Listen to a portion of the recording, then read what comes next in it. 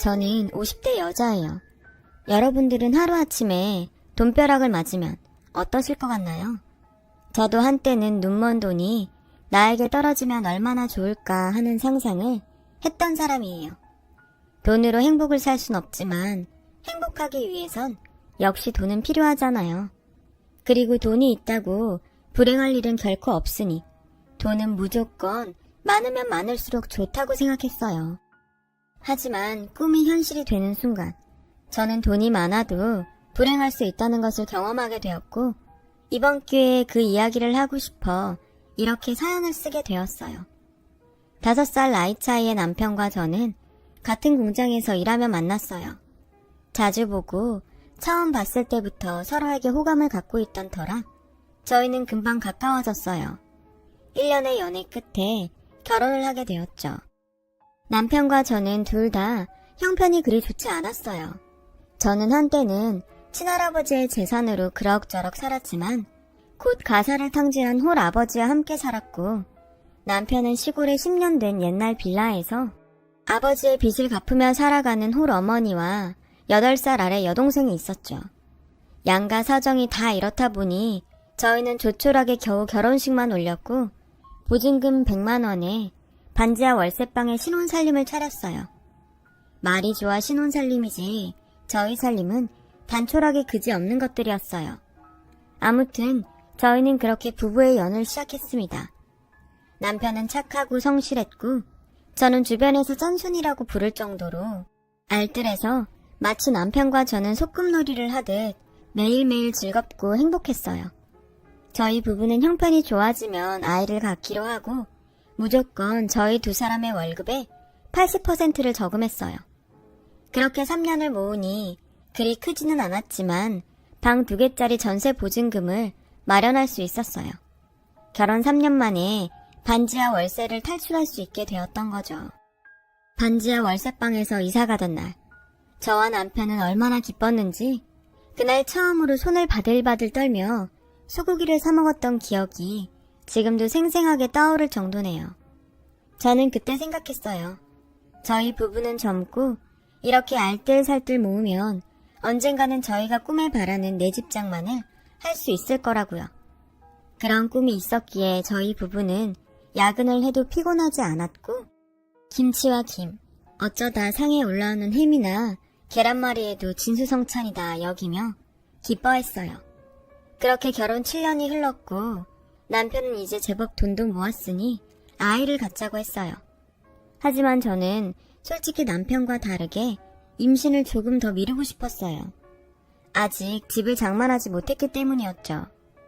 제가 임신을 하면 지금 벌어오는 수입보다 돈이 당연히 적어질 텐데 그리고 아이를 낳고 당분간 아이를 키워야 하니 어쩌면 다니던 공장을 그만둬야 할지도 모른다고 생각하니까 저는 남편에겐 미안했지만 역시 임신할 시기는 아니라고 생각했어요. 그래서 처음엔 남편 몰래 피임을 하며 임신이 안 되는 척 연기를 했어요. 점점 그렇게 시간이 지나니 남편은 슬슬 걱정이 되는 눈치로 저에게 이렇게 말하더라고요. 아무리 생각해도 당신이 너무 무리해서 그런 것 같아. 앞으로 돈 버는 일은 나한테 맡기고 당신은 집에서 쉬는 게 어때? 주변에서 아이도 엄마가 여유가 있어야 생긴다고 하더라고. 남편은 꽤나 오래 고민한 얼굴로 저에게 일을 그만두면 어떻겠냐고 말했어요. 저는 아이가 안 생기면 어쩔 수 없는 거지. 뭐하러 일까지 그만둬. 그렇게 남편에게 그만 화를 냈죠. 남편은 제가 임신이 되지 않자 스트레스를 받아 짜증을 냈다고 생각하는 눈치였어요. 하지만 남편은 역시 아이만큼은 꼭 갖기를 원했고 저에게 이렇게 이야기하더라고요. 나는 당신이랑 결혼해서 지금까지 행복했지. 앞으로 우리 아이와도 많이 행복하고 싶어. 나도 다른 집 남편처럼 퇴근하는 길에 아이랑 당신 생각하면서 통닭도 사고 휴일이면 동물원이나 놀이동산에도 가보고 싶어. 저는 남편의 말을 듣고 속으로 그렇게 행복하려면 돈이 얼마나 많이 필요한데 이 남자가 현실은 모르고 꿈만 꾸는구나 하며 한심하게 생각했어요. 하지만 차마 그 말을 입 밖으론 꺼내지 못했죠. 그 후 남편은 한참 동안 지나가는 남의 아이를 부러운 눈으로 바라봤어요. 처음에는 그 모습도 짜증이 났는데 그런 남편을 보면서 점차 마음이 흔들렸죠. 공장에서 유일하게 사귄 동료가 아이를 낳았다는 소식에 찾아갔다가 처음으로 저도 엄마가 되고 싶다는 생각을 하게 되었어요. 그래서 남편에게 임신 전까지는 공장에 다니고 임신을 하면 그만두겠다고 얘기해 놓았고 남편 몰래 하던 피임도 그만뒀어요. 피임을 그만뒀으니 저는 금방이라도 임신이 될 것 같은 기분으로 지냈는데 너무 쉽게 생각한 탓일까. 임신은 생각처럼 쉽게 되지 않았어요. 남편은 이전부터 임신이 잘 되지 않는다고 생각했기에 별 생각이 없어 보였지만 저는 남편과 다르게 불안했죠. 내가 혹시 불임인가? 피임약을 계속 먹어서 임신이 안 되나? 여러 가지 생각이 들더라고요.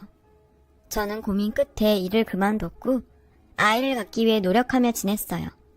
그렇게 꼬박 3년. 저희 부부에겐 임신의 기쁨은 찾아오지 않았어요. 오히려 매번 부푼 기대감으로 임신 테스트기를 확인하다 테스트기 한 줄을 보곤 천국과 지옥을 오갔죠. 나날이 지쳐갔어요. 그러자 보다 못한 남편은 저를 붙잡고 이렇게 말하더군요. 아이가 있었으면 좋겠지만 나는 지금처럼 우리 둘만 잘 지내도 괜찮다고 생각해.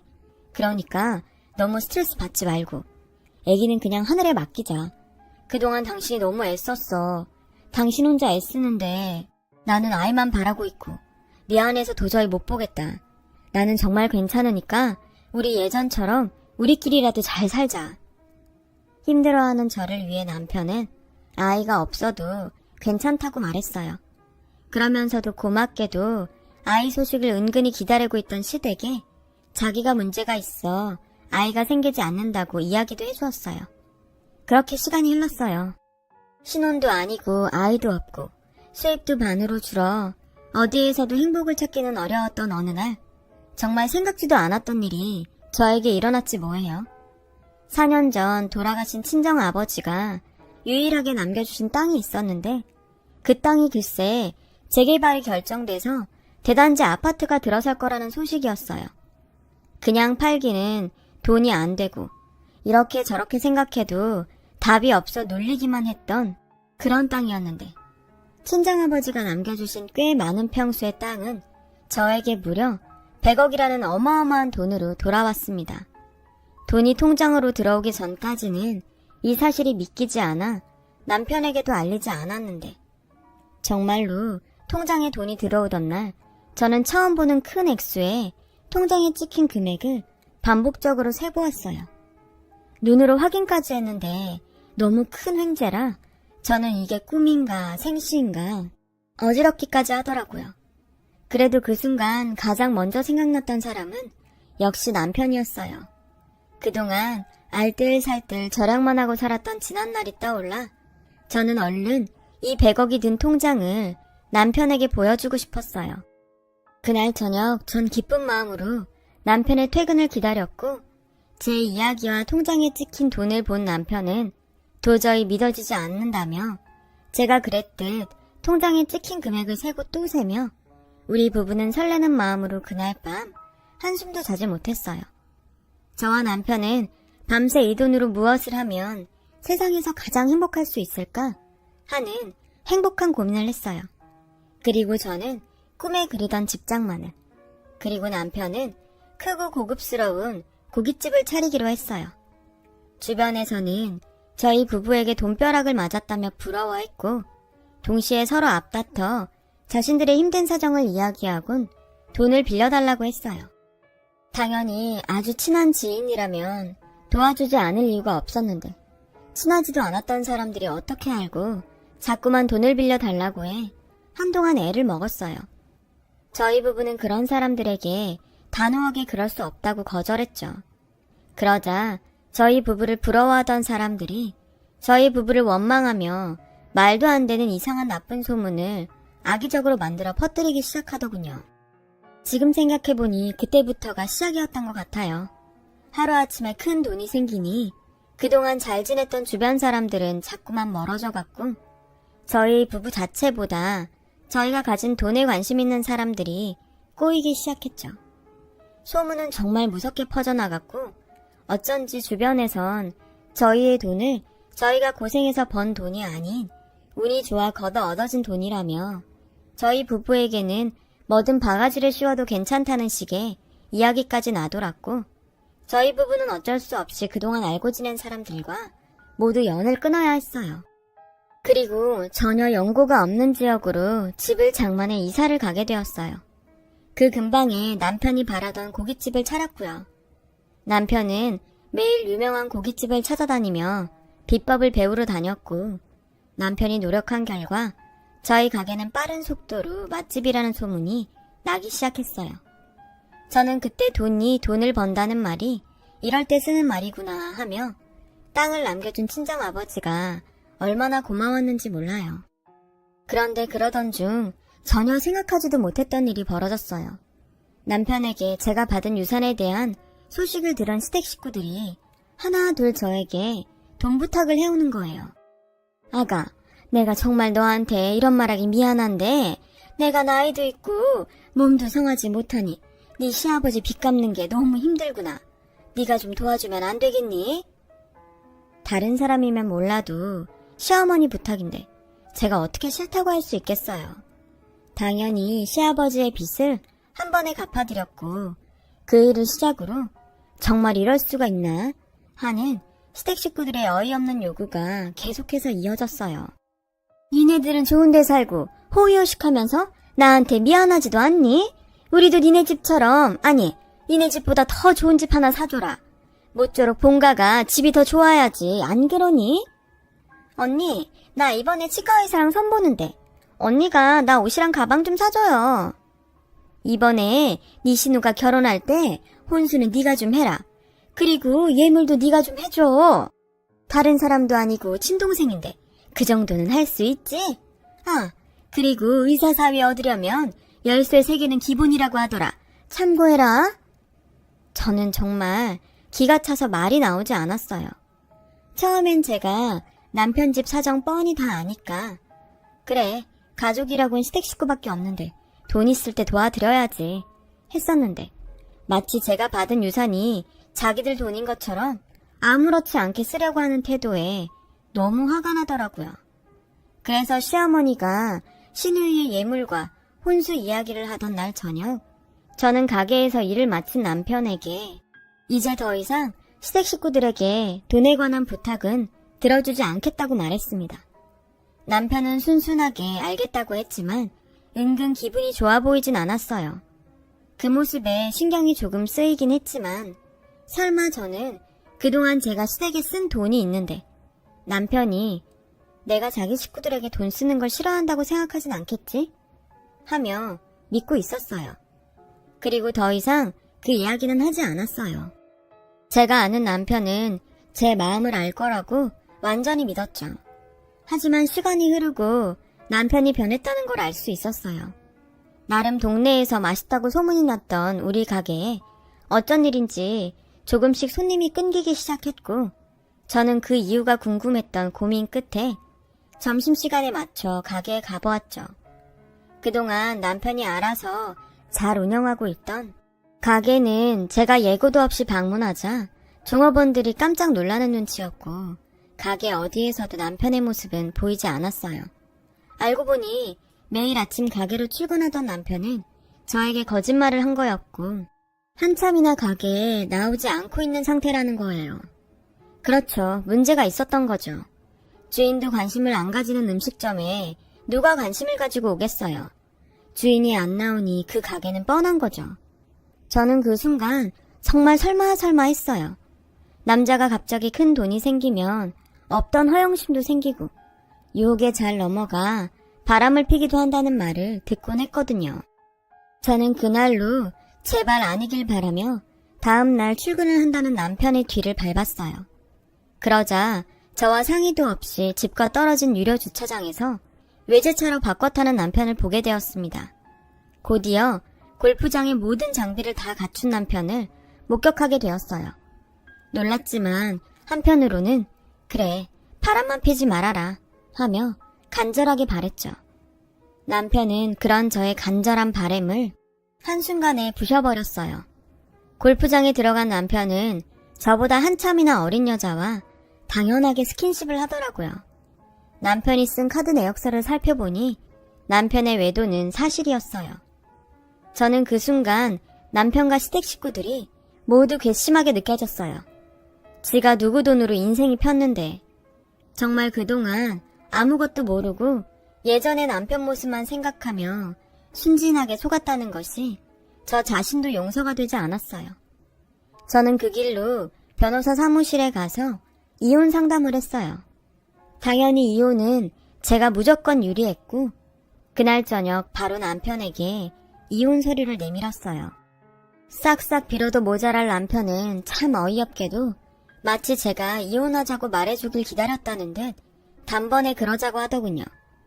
저는 남편의 그 뻔뻔하고 당당한 태도에 또 한 번 속에서 열불이 올라왔는데 이 남자가 하는 다음 말이 더 가관이었어요. 이혼할 때 당연히 재산 분할하는 거 알지? 50대 50으로 하자. 진짜 기가 막힌다. 재산 분할? 그 돈이 당신 돈이니? 우리 아버지 땅 팔아서 생긴 돈이잖아. 당신이 무슨 자격으로 그 돈을 달래? 누구 돈인 게 왜 중요해? 당신과 나 부부고 그 돈은 우리 부부 돈이니 나누는 게 당연하잖아. 그리고 내가 놀았어? 나도 가게에서 일해서 돈 벌었잖아. 그래서 꼴 같지 않게 외제차 타고 골프 치면서 여자랑 바람 폈니?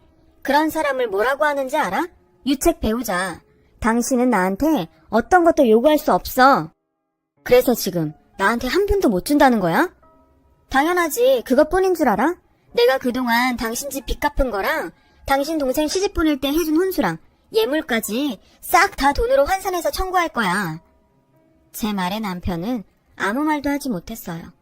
보아하니 거기까진 전혀 생각하지 못한 눈치였죠. 그리고 다음 날부터 남편은 마치 꼬랑지 내린 개처럼 제 눈치를 살폈어요. 다시 가게 일을 하며 예전의 모습으로 돌아가는 듯 했어요. 내가 잠깐 미쳤었나 봐. 미안해 여보. 나 다시 예전처럼 가게 일 열심히 하고 한우 안 팔게. 엄마랑 민영이도 당신한테 얼마나 고마웠는지 몰라. 그러니까 그만 화 풀고 나 한 번만 봐줘. 나이 먹어 남편이 마누라한테 잘하면 분명 남편이 젊었을 때 꽤 마누라 속을 썩인 거라고 하던데. 남편은 그 사건 이후로 저에게 무조건적인 복종을 하며 마치 처음부터 애처가인 양 저를 챙겼죠. 처음엔 남편에게 당한 배신감에 저는 마음의 문을 꽁꽁 닫아버렸고 주변에선 저희 부부의 사정도 모르면서 남편이 저렇게 잘하는데 제가 너무하다고 떠드는 소리가 들려왔어요. 그리고 한 가지 일이 벌어졌어요. 너 정말 해도 너무한다. 아무리 네 아버지 유산이지만 어떻게 네 신랑 이름으로 된 재산이 하나도 없냐? 남자가 자기 앞으로 아무것도 없는데 어떻게 사업을 하겠어?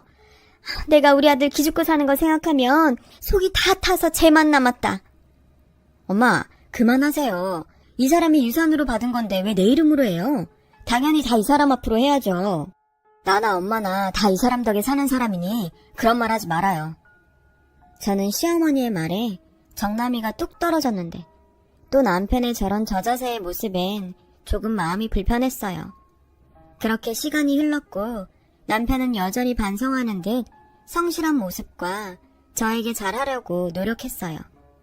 시간이 시간인지라 저는 견고하게 닫혀있던 마음을 조금씩 풀기 시작했죠. 그리고 마음속으로 그 사건이 있었으니 남편이 무서워서라도 다시 지난날 같은 실수는 하지 않을 거라는 생각에 남편을 용서해주기로 마음먹었죠. 그런데 그런 제 마음을 비웃기라도 하듯 정말 예상하지 못했던 장소에서 남편의 실체를 보게 되었어요. 미안하다며 외제차와 여자를 정리했다고 말한 남편은 여전히 그 차를 타고 다녔고 제가 봤던 그 어린 여자와 아파트 모델하우스를 둘러보고 있었어요. 자기야, 정말 나 이 집 사주는 거야? 당연하지. 내가 우리 자기한테 거짓말하는 거 봤어? 자기 와이프 알면 가만히 있지 않을 텐데. 괜찮아? 걱정하지 마. 오빠가 다 생각이 있어. 우리 자기는 그냥 오빠만 믿고 행복하기만 해. 우리 얼른 이 집에서 예쁜 아기 낳고 행복하게 살자. 저는 두 연놈들의 대화에 손이 바들바들 떨렸어요. 사실 시어머니 성화도 있고 무엇보다 남편을 다시 믿어보기로 했기에 가게 명의를 남편 앞으로 바꿔줬거든요. 그뿐만이 아니었어요. 남편에게 가게 운영하면서 돈 걱정하지 말라고 가지고 있던 유산의 일부도 남편 통장에 넣어줬어요. 제가 충격에 간신히 버티고 있을 그쯤 저는 더 이상 그곳에 두 다리를 붙이고 서 있을 수 없었습니다. 야야, 집은 다 둘러봤어? 두 연놈에게 시어머니는 반갑게 다가갔고 시어머니는 남편의 상간녀를 마치 며느리처럼 대하며 연신 상간녀의 손을 꼭 붙잡고 있었어요. 내가 자손이 없어서 잠도 못 잔다. 옛날 같으면 벌써 소방 맞을 일이지. 네가 부디 우리 집 대를 이어다오. 걱정하지 마세요. 다만 저는 첩은 싫어요. 안다마다 조금만 기다려라. 다 돼간다. 지금 생각해보면 그때 제가 모델하우스 구경을 간 것이 저에겐 천운이었고 저는 당장이라도 그들을 응징하고 싶었지만 그 마음을 꾹 참았어요. 그리고는 태어나 처음으로 심부름센터라는 곳을 찾아가 이 몰상식한 것들이 벌이고 있는 모든 일을 알아봐 달라고 했어요. 그 결과 저는 남편이 제가 상속받은 유산을 이혼하며 나눠 가질 방법에 대해서 여기저기 알아보고 다녔다는 것을 알게 되었어요. 명의가 자기 앞으로 되어 있지 않는 한 불가능하다는 결과에 어떻게든 자기 명의로 재산을 돌리려고 온갖 수작을 부리고 있다는 것까지 모두 알게 되었죠. 그중 정말 소름은 설마 했던 그 일의 중심에 저희 시어머니가 있었다는 거였는데요. 찢어지게 가난했던 이 거렁뱅이 같은 것들이 돈맛을 보고 눈이 뒤집힌 꼴이었어요. 저는 제가 그동안 이 거렁뱅이들한테 쏟아 부은 것들을 되찾아올 방법을 생각해야 했어요. 그래서 달력을 뒤져보며 한 가지 묘책을 생각해냈죠. 그 묘책을 실행할 때는 다음 달 있을 시어머니 생신이 디데이였어요. 저는 시어머니와 남편, 그리고 시누이까지 모두 환장할 미끼를 생각했고 북유로 크루즈 여행을 예약했어요. 어머, 아가, 이게 다 뭐냐? 크루즈? 엄마, 이거 배 타고 해외여행 가는 거야. 근데 배를 왜 타? 비행기를 타야지. 배에서 즐기면서 여행하는 거야. 어머, 나까지 챙겨주고. 올케 언니 너무 고마워요. 당신 너무 무리하는 거 아니야? 나는 안 가도 되는데. 가게 일한다고 쉰 적도 없잖아. 마음 같아서는 나도 가고 싶은데 지난번에 보니까 가게 종업원들한테 맡겨놓을 수만은 없더라. 그냥 자기가 나 대신 효도한다고 생각하고 다녀와. 그래, 새애기가 모처럼 이렇게 우리를 생각해줬는데 그걸 마다하는 것도 못 쓰는 거다. 우리 가서 재미나게 놀고 오자. 고맙다 아가야. 네가 정말 우리한테는 복덩이다. 좋아 죽겠는 시어머니와 남편 시누이를 보며 저는 맹수가 발톱을 숨기듯 환하게 미소를 보여줬어요. 그리고 마침내 그들이 여행을 떠나는 날 저는 그들을 배웅하며 그들이 돌아와서 마주할 지옥을 하나둘 만들기 시작했어요.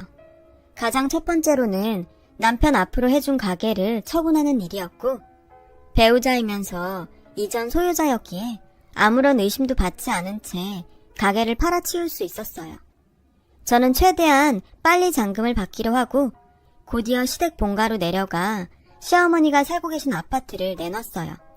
집을 사드릴 때 명의는 제 앞으로 해놓은 것이 정말 다행이 아닐 수 없었어요. 그 집 역시 잔금을 최대한 빨리 받기로 하면서 저는 그들이 떠난 보름 만에 제가 그동안 퍼날랐던 돈을 회수하는 데 성공했습니다. 그중 가장 애를 먹었던 건 시누이의 예물과 혼수였는데 저는 모든 준비를 마치고 매제를 찾아가 이렇게 말했어요. 알고 계실지 모르겠는데 제가 시누이 결혼할 때 해준 게 좀 많아요. 집, 차, 병원.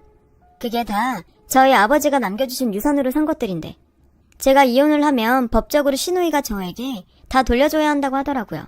어떻게 매제가 저한테 다시 돌려줄래요? 아니면 그거 다 갖고 저희 시누이랑 이혼할래요? 시누네 내외의 부부에는 예상했던 것처럼 참 얇았어요. 매제는 저의 말에 받은 것들을 돌려줄 수 없다며 신우와 이혼을 하겠다고 했고 신우가 오기 전에 이혼 소송을 하겠다고 했어요.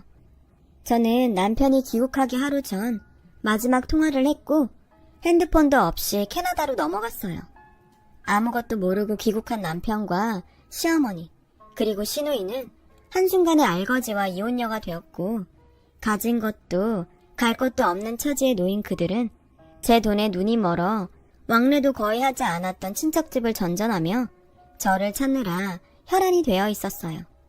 시누이와 이혼한 매제는 저희 좋은 정보통이었죠. 저는 캐나다에서 그들이 허우적거리는 지옥 소식을 들으며 이제까지 누리지 못했던 여유를 누려봤어요. 그리고 그동안 당한 호구짓과 배신감을 치유받았죠. 저는 관광비자가 끝나는 날 한국으로 돌아왔고 남편과 이혼 소송을 시작했습니다. 그리고 오랜만에 법정에서 남편을 보게 되었어요. 너, 내가 죽여버릴 거야. 내 돈 내놔! 첫 사기꾼 같은 년? 네가 우리를 속여놓고 얼마나 잘 사는지 내가 두고 볼 거야! 남편은 거의 미쳐서 저를 보며 법원에서 죽일 듯 소리를 질렀고 방청석에 있던 시어머니 역시 마치 사기꾼을 본 듯이 눈이 뒤집혀 있었어요. 판사님은 이 모든 광경을 보고 저에게 이혼 소송 승소라는 선물을 주셨어요. 한때는 아무것도 없어도 행복했던 부부였는데 저는 이혼을 하고 홀가분한 동시에 마음이 생각처럼 좋진 않았어요. 그리고 재판 결과를 받아들이지 못하는 남편을 보고 어쩌면 남편은 그 독과 같은 돈의 맛에 다신 예전의 착하고 성실한 모습으로는 돌아갈 수 없을지도 모른다는 생각을 하면서 아이러니하게도 반지하 월세방을 탈출하면서 먹었던 소고기 생각이 났어요. 만약 드라마 같은 돈벼락이 저에게 떨어지지 않았다면 저는 지금 어떻게 살고 있을까요? 돈이 있으면 당연히 행복할 거라고 생각했는데 뜻밖의 떨어진 돈벼락은 전혀 예상하지 못한 행복과는 거리가 먼 결과를 가지고 왔어요. 다 제가 부족한 탓이었겠죠. 저는 아버지가 남겨주신 돈으로 자선 사업을 준비하고 있어요. 제가 가진 돈이 더 이상 독이 되지 않길 바라며 부디 여러 곳에서 좋은 영향을 끼쳤으면 좋겠어요. 세상엔 돈보다 중요한 것들이 많은 것 같아요. 그리고 지금은 그런 것들을 많이 발견한 사람이 어쩌면 정말 행복한 사람이 아닐까 생각하고 있습니다. 부디 지금 저의 이야기를 들어주신 분들은 돈보다 소중한 행복을 많이 발견하시길 진심으로 바라며 지금까지 제 이야기를 들어주셔서 고맙습니다.